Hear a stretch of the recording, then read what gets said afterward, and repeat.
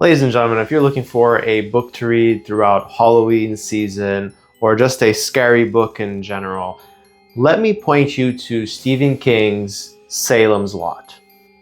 The number one reason to read Salem's Lot is for people who like vampires. And Stephen King does a great job doing his rendition of Dracula in this book. It's scary, the horror is palpable, and some scenes are just darn creepy. You have to read it, as this is one of Stephen King's most creepiest and classic books. When you think of Halloween books or books that are perfect to read during spooky season, you think of Dracula, you think about Frankenstein, you think about The Legend of Sleepy Hollow, you think about these books, all right? Even The Phantom of the Opera, right? And I believe that Salem's Lot is no different, as it is more of a modern classic compared to these antique classics.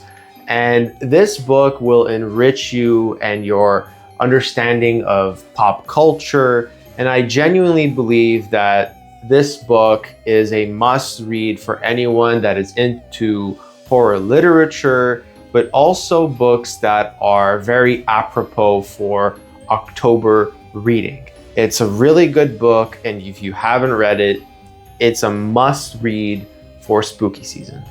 And the reason why I say it's a staple book to read throughout October, late September, is that this is a horror novel. The suspense is there, but I found that some scenes were just damn creepy, and a lot of people think so as well. I'm not going to spoil anything because I want you to go as blind as possible into this book if you can. But there are some scenes that you can just vividly picture in your head. It's also the writing style and how the characters are talking and how they're having to face some of these superstitions and these problems that they would never imagine to exist. And as you're reading line by line and you're going through this person's psyche on just delusion, and they're just starting to get crazy and panicky, and it's like you can definitely feel that. And that's what I like about it. You know, I don't get scared by many books, and this book didn't necessarily scare me per se, but there are just some scenes that will stick with you forever, or at least a long period of time, because it's just damn creepy, and you have these miniature sections of super suspense of just like, this, I feel bad for this character. One of the fun parts of Salem's Lot is that it takes place in rural New England, and the town of Jerusalem's Lot is very dynamic throughout the 3 acts of this book. The story, the characters, they feel alive, and the town is no different. The town is a character as it goes through many changes, and you just have this nice fond appreciation of Jerusalem's Lot as a town. Coupled with this is the fact that Jerusalem's Lot is a small town with various characters that have their own personalities and faults and vices and virtues as well.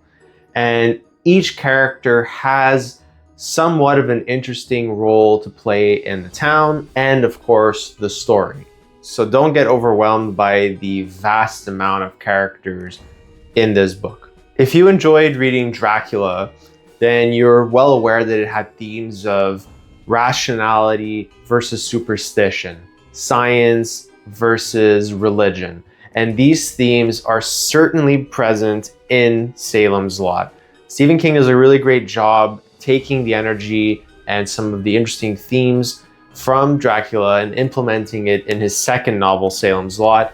And it is definitely noticeable in the psyche of various characters in Jerusalem's Lot, and it drives the story, and it's really fun to read to see how different people interact with these thoughts of, that's just crazy talk, there's no vampires in this town, or yeah, I totally believe the fact that there's blood-sucking demons out to get me in the middle of nowhere.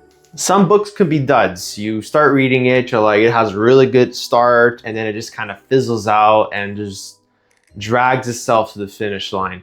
But I find that it's the complete opposite with Jerusalem's Lot. While the beginning of the book is slightly slow and is setting up the whole town and the characters, the third act is so damn good that you don't want to stop reading. I had to finish the third act in almost one sitting because it's just so good. You want to know what happens, and the pace is frantic, and you really want to know how the story closes because of just the amount of carnage that goes on in Jerusalem's Lot and its inhabitants. If you're familiar with Game of Thrones, you are familiar that nobody, except Jon Snow, is safe from death. And this is vintage Stephen King.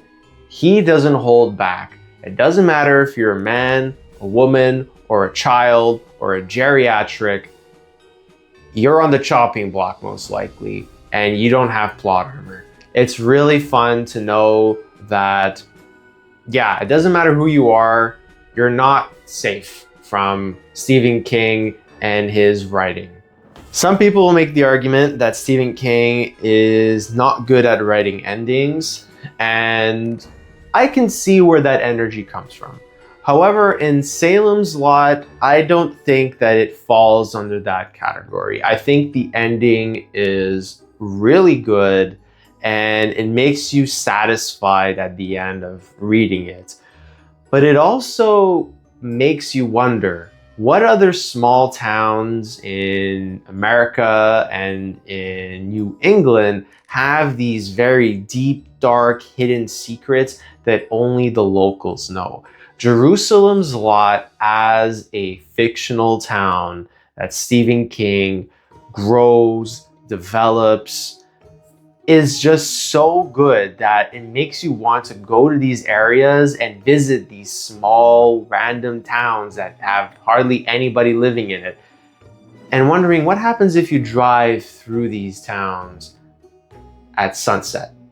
My final reason to read this book is how you definitely feel attachment to Jerusalem's Lot and its inhabitants, and you definitely feel the dread, the loss, the hopelessness that many of the characters and the town itself as a character undergo throughout this journey.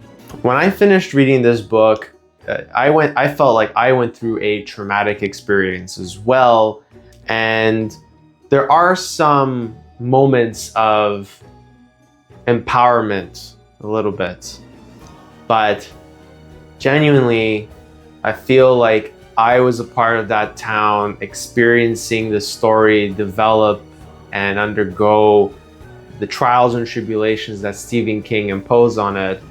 And it really makes you enjoy this little slice of life in this pocket of New England, America, and it makes you fond for Stephen King's writing. It's a great book.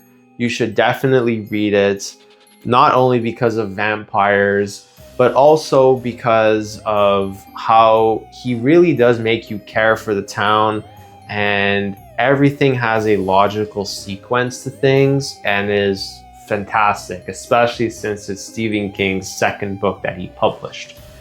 So let me know if you plan on reading this book or you plan on rereading this book. If you have any suggestions for me to read, please drop them down in the comments below. If you like the video, please give me a like. And if you really, really like the video, give me a subscribe. Thank you very much. Stephen King, forever.